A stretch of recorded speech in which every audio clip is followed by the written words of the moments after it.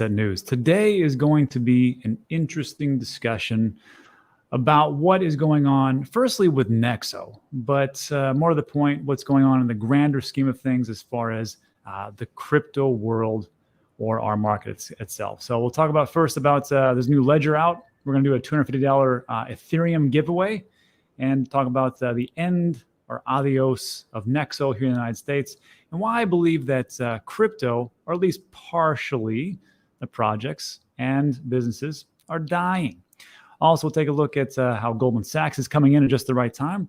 And it's an unusual timing, but I got to tell you, there's a reason why they are big money. Also, we'll do a quick Celsius update. And then there's another rumor floating around, and it's kind of backed up by code, it looks like, about a new Twitter coin. So we'll talk about that, and at the very end, we'll do a little Q&A. So first things first, I got to tell you, it's interesting as far as the innovation about what's happening with Ledger. If you've watched the show at any time, you know I like Ledger. I've never used a Trezor or Arculus or something like that, but people say they're awesome. However, one of my biggest pullbacks for Ledger was it wasn't very user-friendly. So they just put this out. It's called Ledger Stacks. And I know very little about it. You can go right to ledger.com and check it out. They haven't paid me for a promotion. However, everything in the description is all affiliate links, of course. But if you can't stand me, I can understand that. Just go to ledger.com and shop there yourself. So this is what they have. Just check this out. I just got this in an email, and I think this is probably something that we could use to push things forward and make things a little bit easier. So this is the new Ledger Stacks. Looks just like a little pocket card PC. And it looks like you can do all the things you do on a Ledger Live in the app with your Ledger Nano, but it's all in one little piece. So I think it could be an easy one. There you go. Just slide things forward and go there. Now, that is available for pre-order, and it looks like it's going to be shipped in 2023. And again, they didn't pay me for this promotion. I think I'll probably buy one. Just so you know, for the pre-order price, it's like $300. So take that as you were. I just think it's a pretty good, cool idea to move things forward. Also, I put out a little blurb last night that they were going to do 4 days of $250 in Ethereum giveaway. And this is from friends of the show, Ladies NFT. They talked to me and said, hey, we're doing a mint and it's going to be on Saturday. How'd you like to give people some money? And I was like, I like money. Probably my subscribers do too. So all you had to do was just, there's on the Twitter feed, very simple. Just follow News Asset and Ladies NFT, like, comment, and retweet, watch the live stream, which you're doing right now. And if you've done all these things, or if you want to do those right now, go ahead and do it. Then we will draw a winner live here, and I'll give you $250 worth of Ethereum. So that's what's going on there. Now let's get into the story and why I talk about crypto is dying. Because in my personal opinion, I could be wrong here. If you're not growing, you're dying.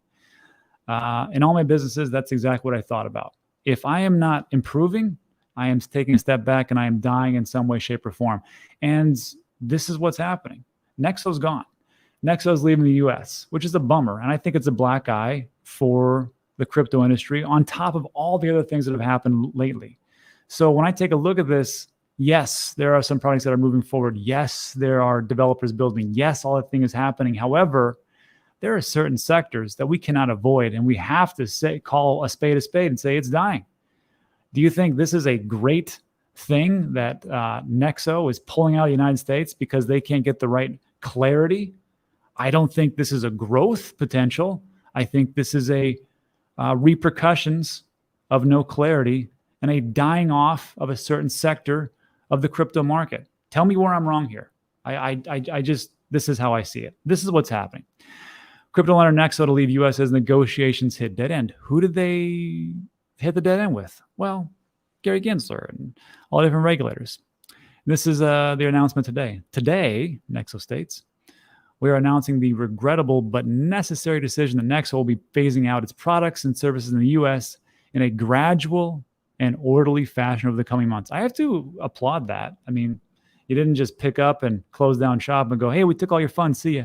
At least they're doing it in the right way, not, totally swindling us like, I don't know, Celsius, Voyager, FTX, just saying. Our decision comes after more than 18 months of good faith dialogue with U.S. state and federal regulators, which has come to a dead end. Imagine that. You've worked a year and a half long. You've tried to appease the regulators. You can't get what you want. You can't come to a conclusion. And action, the worst action is inaction. And that's what the regulators are doing right now. And of course, what does that do? That forces a company that was working just fine here, as far as crypto, goes off into the sunset outside the US. Does that mean it's dying? No, it doesn't mean it's dying. And of course, there's the international markets. I understand that. I'm just saying that there is a slow death happening around most of the crypto and the crypto industries that are US based. And I understand that the United States is not the epicenter of everything. However, why would you exclude them when there is a ton of institutional investments and funds here? I'm just saying, I would like everybody to be involved so we can reach our maximum potential. Call me crazy. Despite inconsistent and changing positions among state and federal regulators, Nexo said it had engaged in significant ongoing efforts to provide requested information and to proactively modify its business in response to their concerns. It's now unfortunately clear to us that despite rhetoric to the contrary, the United States refuses to provide a path forward for enabling blockchain businesses, and we cannot give our customers confidence that regulators are focused on their best interests. Again, I don't see this as growth. I see this as a pruning of a cutback. In September, 8 states, California, Kentucky, New York, Maryland, Oklahoma, South Carolina, Washington, and Vermont, said they were suing the company for allegedly offering interest-earning accounts to customers through unregistered securities. Again, why is this happening? Why are these It's because there's no clarity. I know there's always people, and I think it's the minority now. Tell me in the comments, but wouldn't it be better just to have a little clarity so we can say what's a security, what's a commodity, and what is a currency? And then when you tell us what those things are, you give us the rules, then we can bend the rules to the way that we want to, not bend, but you know what I mean? You can work around the rules. It's just like tax laws. I mean, for Pete's sakes, people know all the tax laws. They can say, well, okay, I owe this tax, but if I move things around, then I have a lesser liability of taxes. It just only makes sense to me. So anyhow, as part of our cooperative approach with regulators during the course of 2021, 2022, we have off-boarded clients from the states of New York and Vermont and have suspended new registrations for all U.S. clients in earned interest products to meet regulators' expectations. So they're doing the things they want them to do, but it's still not enough. Because again, the worst action is inaction. As of December 6th, Nexo said its earned interest product will not be available for existing clients in 8 additional states: Indiana, Kentucky, Maryland, blah, blah, blah. Nexo claimed that regulators are unwilling to coordinate with one another and are insistent on taking positions that are inconsistent with one another, creating an impossible environment to operate efficiently and to create the expected value for our clients. And it goes down here, and it's a good thinking process here. Not liking the message. Gary Gensler, friend of the show, watches every day, spoke about similar criticism in a September 8 address, where he said that for the past 5 years, the commission has spoken with a pretty clear voice here. Gensler says not liking the message isn't the same as not receiving it. Crypto investors should get the protections they receive from regulated broker-dealers. There's a nuance here.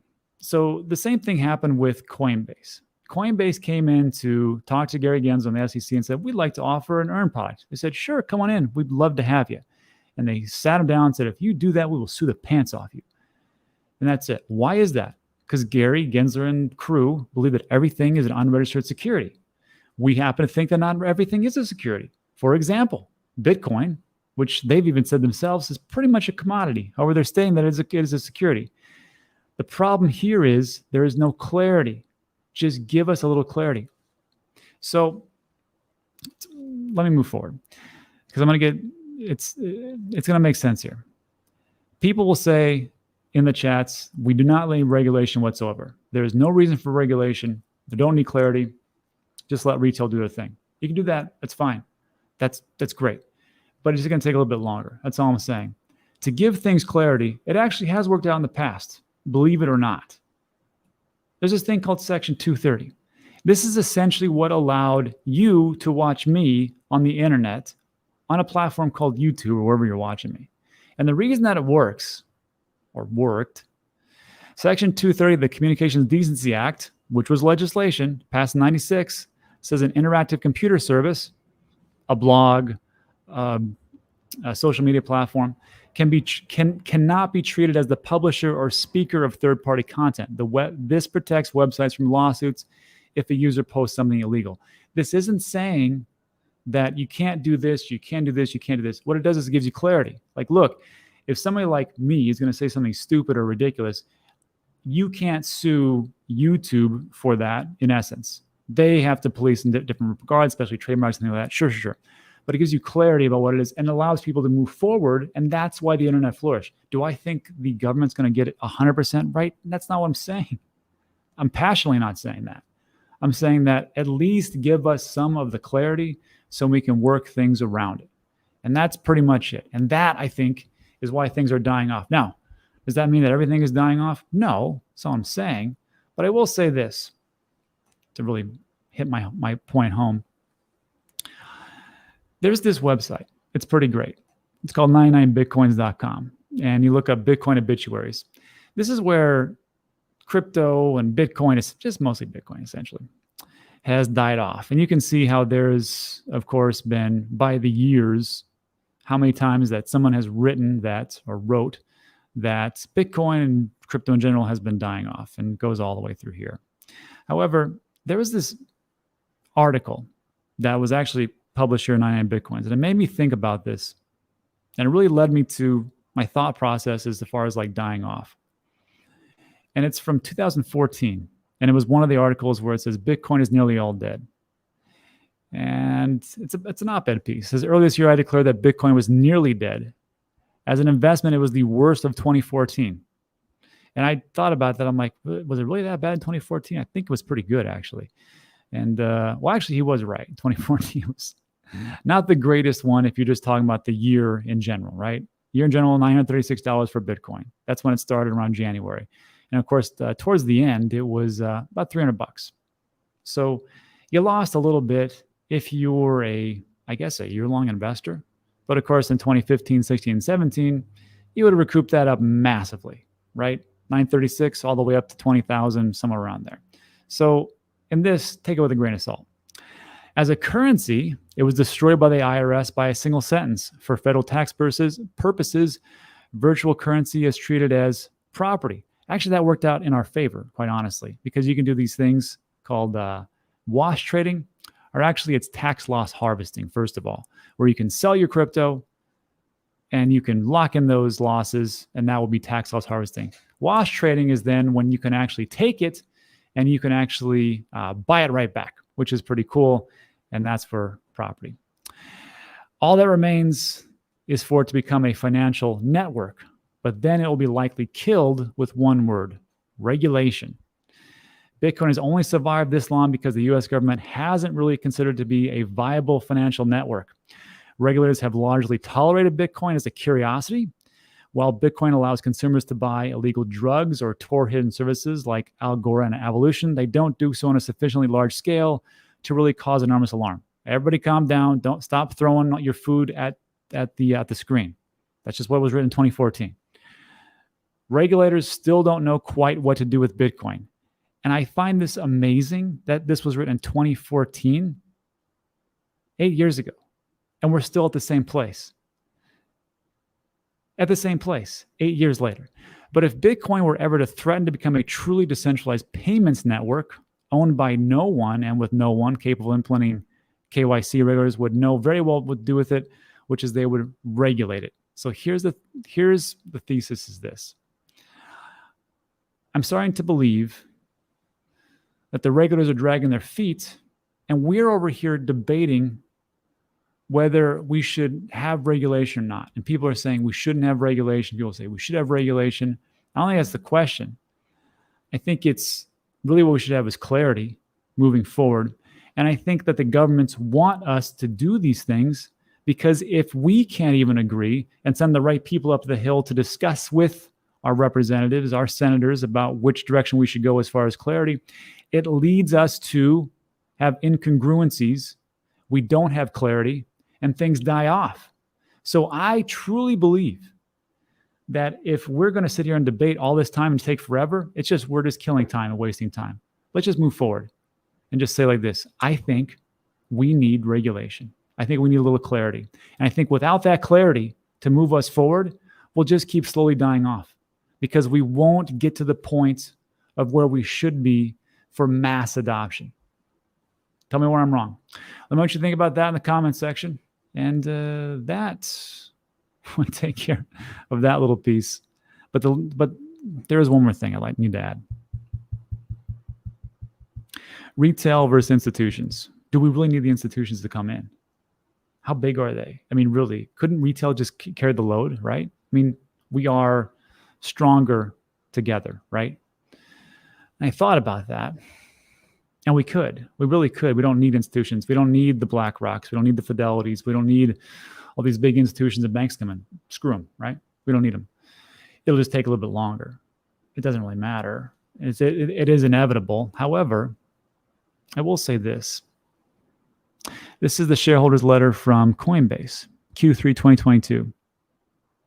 If we take a look at trading volume, we did a pretty heavy amount, quite honestly. And you can see that retail in Q3 2021 was 93. This is in billions. Q4 was 177 billion. Q1, 74 billion. Q2, 46 billion. In Q3, we dropped to 26 billion. Now take a look at the trading volume for institutions. 234 billion worth of trading. And that is just on Coinbase. Coinbase is like top 5, 6 crypto or exchange in the world. So then you got 371, 171, and 133. You're looking at, a 5x of what we do as far as retail, as far as trading volume. Now, the problem with this, of course, is that if we come down here, take a look at the assets in the platform. Retail has 51 billion, institution has 51 billion, probably because they move things around in institutional custody. It's a separate one. But what's depressing, I think, almost, is the transaction revenue. For all the transactions that institutions do, they pay in Q3 $19.8 million, and retail paid $346 million. So even though, as far as the transactions, the volume, we're way far less, we just pay a boatload more. And that's just how it is. And why is that? Just because that's how it is, baby. Pricing tier, here's Coinbase. If you do 0 to 10K, your taker and maker fees are roughly between 0.6 and 0.4. If you do 400 million like those guys do, it's 0.05% or 0.00%. So just understand that we can do this by ourselves as far as retail goes. But if you want to accelerate things, institutions. But when you get embedded with the institutions, just to be aware, they're not here to save the planet. They're here to save a buck and line their pockets. So anyhow, that's what we have. Let me know what you think about that in the comment section. But there is some good news on the horizon, which is this. Goldman Sachs getting into buying right at the right time. And it's just interesting, you know, how people say, well, this is smart money. I don't know if it's smart money. I know it's big money, but here's what we got. Unfazed by the FTX fiasco, Goldman Sachs eyes investments in the crypto market. So Goldman Sachs plans to spend millions of dollars to buy or invest in undervalued crypto companies in the post-FTX implosion market depression as it sees long-term market opportunity. Whether you believe this is planned or not, they're pretty smart for doing this. I can't fault them for that. And that's pretty much what I try to do as far as investing, as far as dollar cost averaging. Matthew McDermott, Goldman's head of digital assets, said in an interview last month that the investment bank sees interesting investment opportunities at reasonable prices. The investment bank is doing due diligence on crypto companies. I hope they do better than a lot of the due diligence that was done on FTX. McDermott added that FTX's downfall has eroded sentiment and set the market back, but the underlying tech remained intact. We're in it for the tech. And the fiasco intensified the need for more trustworthy and regulated market participants. Again, I think it wouldn't hurt us to have, someone to evaluate to see if said exchanges were commingling funds, or if they were, I don't know, taking your funds and shipping them over to like an FTX to an Alameda Research to pay for the different trades they were doing and wasting all your money, I don't see a problem with that. Maybe that's not it. But of course, since we lived through it, it's going to be okay. New people are going to get screwed, but that's just how it is. But hey, that's how it is. Anyhow, that's all we have. And then also remember this is that not only is Goldman Sachs getting in the fray, but just as a side note, Larry Fink, the BlackRock CEO, which has like, I want to say 7 trillion assets under management. They have trillions of assets under management. Came out and said that, hey, the next generation of markets is tokenization. Tokenization refers to a process where a digital rep of an asset is created on a blockchain, authenticating its transaction and ownership history. All that means is like you can tokenize stocks, you can tokenize real estate, put it on the blockchain, and he says that's the future. Essentially saying crypto is the future. And again, this is one of the big hitters. And when are they going to get into it? Not at an all-time high. They're going to get into it right around now. So that's what we have for that. And then also, quick Celsius update. They got court approval for extension to file a restructuring plan. This is a good one. Crypto lender Celsius Network has received approval from the Bankruptcy Court of Southern District of New York to extend the deadline to submit a restructuring plan. I don't know what the problem is. BlockFi did their Chapter 11. 24 hours later, they had their restructuring plan already set in stone. They already submitted it. Here we are going on, 8 months? And we still need more time? All right. Celsius' new deadline for submission is February 15th. The tweet also said the company would use the extension time to explore plan for a standalone business. The court will decide likely next week whether to allow Celsius Network to sell stable coins to provide liquidity for our continued operations. That's your stable coins. Actually, that's our stable coins, I should say. Celsius Network applies to sell 18 million of stables in its earn account for reorganization. But customers of the account argue that the stable coins in the account belong to them and that the crypto lender cannot liquidate them. But they're like, sorry, Charlie, we're going to do what we want to. And that's it. And then also, I know there's this big talk about a reorganization plan, and I just don't think that's going to happen. And I'm going to show you why. So this was from a conversation. The Voyager committee, this is from Voyager, the Voyager lawyers on the restructuring committee on why Voyager couldn't restructure and make themselves into a new company. And I think this is going to be the same thing for Celsius. This is about a minute and a half. Just take a listen. I don't want to get too far into the weeds on your question, mainly because, there's always different permutations and different flavors that bankruptcy cases take.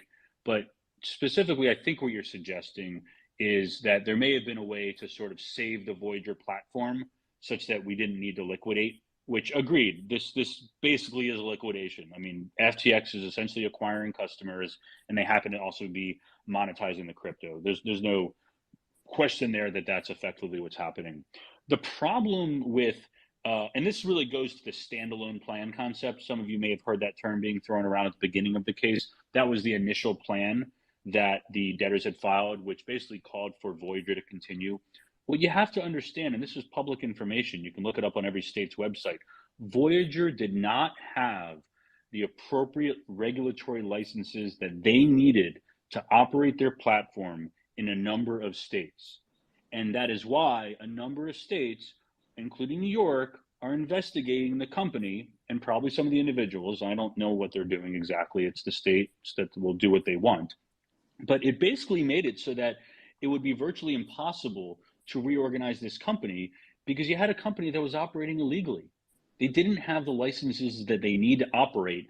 And once you already have gone down that path, you can't just fix that and get the licenses. The states are going to come after you. And so from our perspective, from the committee's perspective, there really was no way to sort of save the Voyager platform as you know it today because of this regulatory overhang. That was the big concern. I'm not sure if your DAO example was directed at some other construct, but if it was how we could have used creative crypto organizations like DAOs to sort of save the existing Voyager, it really wouldn't have worked. That's a bummer, right? And then also, just a quick glance of what they were talking about there, because different states were suing Voyager because they didn't have the appropriate licenses. And they got a lot of cease and desists. I just did a quick search. Celsius cease and desist. State of New Jersey, California, and Kentucky. We're doing the same thing with Celsius. So that's not an exhaustive list. That's just 3 states. And that's just me taking 10 seconds to take a look. So again, when we take a look at these reorganizations and what's going to happen, I don't think anything's going to happen anytime soon. I don't understand why they're trying to reorganize. And I don't understand why they're keeping our funds to reorganize. What they should do is to a vote and say, do you want to do this? Do you still trust us? Do you think we can do a reorganization? Even those loud voices in the Twitterverse and in some places, I can almost guarantee from what I've heard in different polls, a lot of people don't want that. That's just what I say. And then also, this is another little snippet here, that I was under the impression that they were working with regulators, but there was a hearing yesterday. It's from Simon Dixon. States judges in agreement that the sooner Celsius works with regulators, the better. Celsius has not worked with regulators yet, and no discussion on security law compliance. So again, for them to really make this happen, I don't see it. Anyhow, let me know what you think about that, and let's move on to our last piece. This one is it's all chisme and it's all rumors and gossip, but there is some legs of this one. Elon Musk is bringing crypto to Twitter as a no-brainer, as social media platform rumors spread. And real quick, this is what he talked about. He says WeChat, which is a pretty popular app in China, has a lot of functionality. It's like a super app that Twitter should have. It's kind of a no-brainer for Twitter to have payments, both fiat currency and crypto, and make sure that's easy and simple for people to use. Now, right away, you'd probably think, great, Dogecoin. I got a bunch of that. But wait. A researcher named Jane Manchun Wong claimed to have found an image of a Twitter coin buried within Twitter's web app. Wong's account is no longer on Twitter, and all tweets are gone. So if you take a look at this, it's just disappeared. So I don't know if this is going to come on the pipe. I'm not going to cover this extensively. I just thought it was interesting that wouldn't it be fascinating if Twitter comes out with their own crypto and said, this is what we're going to use for tips, this is what we're going to use for transactions, this is what we're going to use for everything on Twitter. How much would that explode? Anyhow, I just thought it was interesting. And that concludes today for the news. And lastly, let's give away. Here we go. Let's give away some money, huh? So this will be the $250 giveaway. Again, thank you to Ladies NFT, also in conjunction with D's Nuts NFTs. I do like both of those projects. They're pretty funny. So here's how we do this. First of all, bear with me. Twitter. Just so everybody knows, I'm not playing favorites. Let's load it. I love this app because it allows you to pick it right live. Let's see. There's one count, must follow.